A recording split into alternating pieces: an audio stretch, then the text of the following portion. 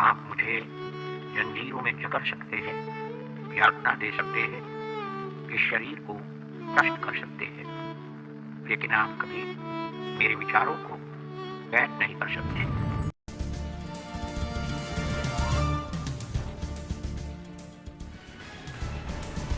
चीन के वुहान से शुरू हुआ कोरोना वायरस का आतंक जारी। भारत में अब तक 85,900 के पार हुई कोरोना से संक्रमितों की संख्या। 2,752 से ज्यादा लोगों ने गंवाई जान। अब तक 30,153 से ज्यादा लोगों को किया गया ठीक।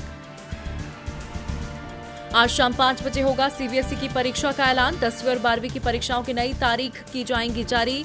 शिक्षा मंत्री रमेश पोखरियाल निशंक ने दी जानकारी। नहीं थम रहा मजदूरों के मरने का सिलसिला। यूपी के औरैया में 24 मजदूरों की ट्रक के नीचे दबकर हुई मौत।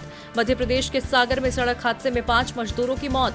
ट्रक में सवार होकर घर जा रहे थे मजदूर। राहत और बचाव कार्य शुरू। औरैया बस हादसे पर गरमाई सियासत। अखिलेश, मायावती और प्रियंका गांधी ने योगी सरकार पर साधा निशाना। विपक्ष ने सरकार की व्यवस्था पर खड़े किए सवाल। मुख्यमंत्री योगी ने किया मुआवजे का ऐलान।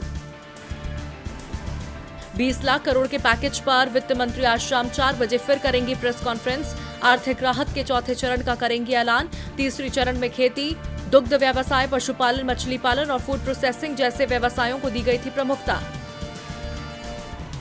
राहुल गांधी ने की पीएम मोदी से अपील। बोले, अस्थायी रूप से लागू हो न्याय योजना। सरकार मजदूरों को पैकेज नहीं, उनके खाते में सीधा दे पैसा।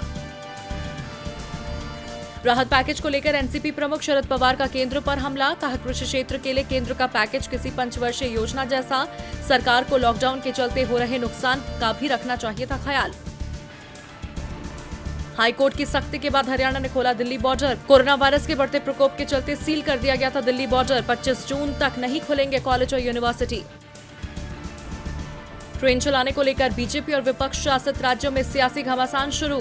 पश्चिम बंगाल, छत्तीसगढ़ समेत झारखंड सरकार ने केंद्र पर लगाया आरोप। पश्चिम बंगाल ने रेलवे पर लगाया गलत बयानबाजी का आरोप। छत्तीसगढ़ के सीएम बोले, 30 रेलगाड़ियां चलाने की मांग पर दी गई केवल 14 ट्रेन। विदेशों में फंसे भारतीयों की वापसी का सिलसिला जारी। आज से शुरू होगा वंदे भारत मिशन का दूसरा फेज। 31 देशों से भारतीयों की होगी वतन वापसी। एयर इंडिया के 149 विमान आज से भरेंगे उड़ान। 22 मई तक चलेगा वंदे भारत मिशन का दूसरा फेज। सेमेस्टर परीक्षा से मुंबई यूनिवर्सिटी के छात्र नाखुश। छात्रों ने परीक्षाओं को रद्द करने के लिए शुरू की ऑनलाइन याचिका। याचिका पर विश्वविद्यालय के 34,000 छात्रों ने किए हस्ताक्षर। मॉनसून के केरल पहुंचने में 4 दिन की हो सकती है देरी। अब 5 जून को पहुंचने की उम्मीद। इससे पहले माना जा रहा था मॉनसून 1 जून को पहुंच सकता है केरल। दुनिया भर में नहीं थम रहा कोरोना वायरस का कहर। अब तक 46,29,000 से ज्यादा लोग कोरोना से संक्रमित। 3,08,000 के पार हुआ मौत का आंकड़ा। अब तक 17,60,000 से ज्यादा लोगों को किया गया ठीक। इटली में लॉकडाउन में दी गई ढील। 3 जून से लोगों को विदेश यात्रा की दी गई अनुमति। 18 मई से सभी गतिविधियों को इजाजत। केंद्र सरकार ने जीएसटी और आयकर से जुड़े कई नियमों में किया बदलाव। 2019-20 के आयकर पर छूट के लिए अभी 80C और 80D में निवेश संभव। कंपोजिट डीलर मार्च क्वार्टर के लिए 7 जुलाई तक भर सकते हैं जीएसटी CPM-8 फॉर्म। 15 जुलाई तक भरा जा सकता है जीएसटी R4 फॉर्म। सब्सक्रिप्शन के लिए 20 मई को खुलेगा RIL का राइट्स इशू। 53,125 करोड़ रुपए जुटाने की है योजना। 3 जून तय की गई राइट्स इशू के लिए क्लोजिंग डेट। इंग्लैंड के खिलाड़ी अगले हफ्ते से करेंगे आउटडोर ट्रेनिंग। इस दौरान हर खिलाड़ी के पास होगी अपनी गेंद पर लार का इस्तेमाल भी नहीं कर सकेंगे ट्रेनिंग के दौरान English cricketer. Sports authority of India ने तैयार की गाइडलाइन। खिलाड़ियों को कोरोना टेस्ट कराने के साथ आरोग्य सेतु ऐप डाउनलोड करना होगा अनिवार्य। साई ने फीडबैक के लिए खेल फेडरेशन, खेल और स्वास्थ्य मंत्रालय को भेजा ड्राफ्ट।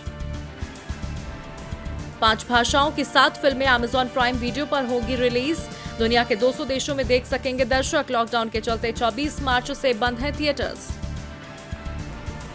लॉकडाउन में दिलासा दे रहे अनुपम खेर। अनुपम ने बढ़ाया कोरोना से डरे लोगों का हौसला। अतीत के उदाहरणों से समझाया, दुनिया हमेशा टूटकर जुड़ी है। अगर जुड़ना चाहते हैं हमारे साथ लाइव तो चैनल को कीजिए सब्सक्राइब। नए वीडियोस देखना चाहते हैं पहले तो घंटे को दबाइए जरा दिल से।